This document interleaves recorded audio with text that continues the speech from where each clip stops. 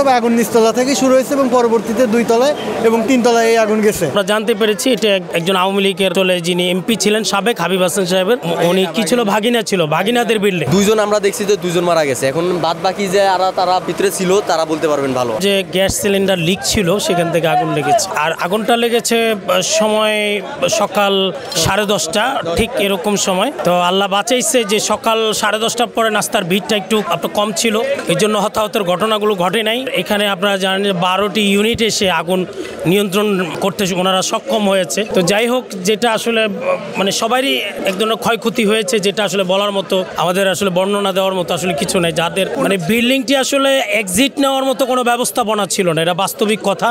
এবং এটা যেহেতু বাণিজ্যিক একটি ভবন, বাণিজ্যিক ভবনের যতগুলো নিয়ম কানুন থাকে সেই ধরনের কোনো নিয়ম কানুন এখানে আসলে মানা হয়নি। এটা আসলে প্রথম কারণ। এখানকার যিনি এই আপনার হলো বিল্ডিং মালিক, যতটুকু আমরা জানতে পেরেছি এটা একজন আওয়ামী লীগের চলে যিনি এমপি ছিলেন সাবেক হাবিব হাসান সাহেবের, উনি কি ছিল ভাগিনা ছিল, ভাগিনাদের বিল্ডিং। তো এই হলো অবস্থা। আসলে বিল্ডিং মালিক এটা কোনোভাবেই সে মানে এই বিষয়টা এড়াইতে পারে না।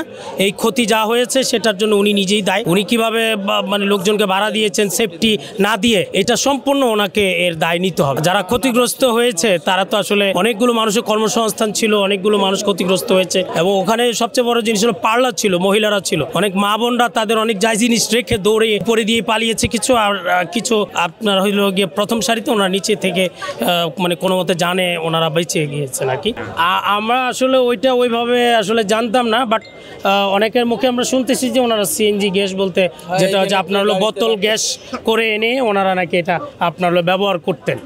তো এটা আমরা মানে ইতিপূর্বে জানতে পারলাম আর কি। আসলে আমাদের এটা তো আসলে বাংলাদেশের নিয়ম যে আসলে আমরা ক্ষতি হয়ে গেলে পরে আমরা প্রতিবাদ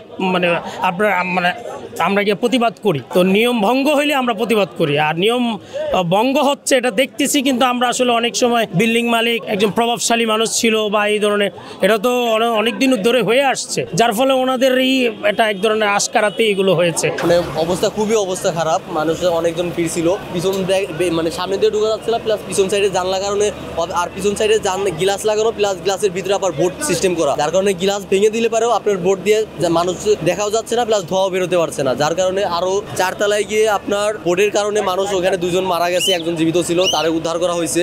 এখনো পিছন সাইডের অবস্থা মানে মোটামুটি একটু স্বাভাবিক হয়েছে আর কি। উদ্ধার তো চতুর্থ সাইডের উপর থেকে করা হয়েছে, 4 তলা থেকে করা হয়েছে টোটাল 6 জন, 3 তলা থেকে করা হয়েছে 3 জন। 3 জনের মধ্যে 2 জন মৃত হচ্ছিল। আর এখন নিচতলা থেকে সামনের দিকে কজন উদ্ধার করতে এটা সঠিক বলতে পারতেছি না। অবস্থা বলতে খুবই অবস্থা খারাপ।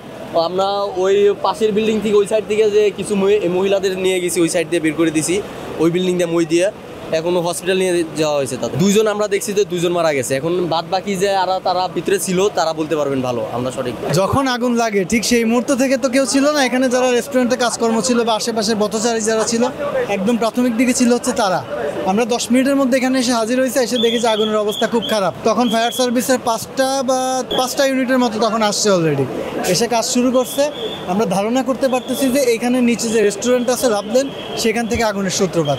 এখানে বেশ কিছু সিলিন্ডার আছে, এলপিজি সিলিন্ডার, কিন্তু এক ভাই এখানে তার কাছে ডকুমেন্ট আছে, সে ক্লেম করতেছে যে হায়ার পিএসআইয়ের যে সিএনজি সিলিন্ডারগুলো আছে মিক্স করে ইউজ করলে হয়তো বা ভালো আগুন পাওয়া যায়, ওইগুলো এখানে ঢুকাইতে দেখছে, উনি ছবি তুলে রাখছে। সো ওইখান থেকে হয়েছে বা কীভাবে হয়েছে এটা আমরা বলতে পারতেছি না, তবে আগুন নিচতলা থেকে শুরু হয়েছে এবং পরবর্তীতে 2 তলায় এবং 3 তলায় এই আগুন গেছে। এখান থেকে সুস্থভাবে 7 জনকে রেস্কিউ করা গেছে, 2 জনকে অজ্ঞান অবস্থায় পাওয়া গেছে এবং আরও ভেতরে কিছু লোকজন আছে, তাদের আত্মীয় স্বজনরা বাইরে থেকে কথা বলতেছিল। আর ফায়ার সার্ভিসে যারা এসে হেল্প করতেছে তারা যথাসাধ্য চেষ্টা করছে, কিন্তু তাদের ইনস্ট্রুমেন্ট বলেন, ট্রেনিং বলেন, কোনোটাই খুব একটা প্রপার আমাদের কাছে মনে হয় না। এই জায়গায় আপগ্রেডেশন দরকার।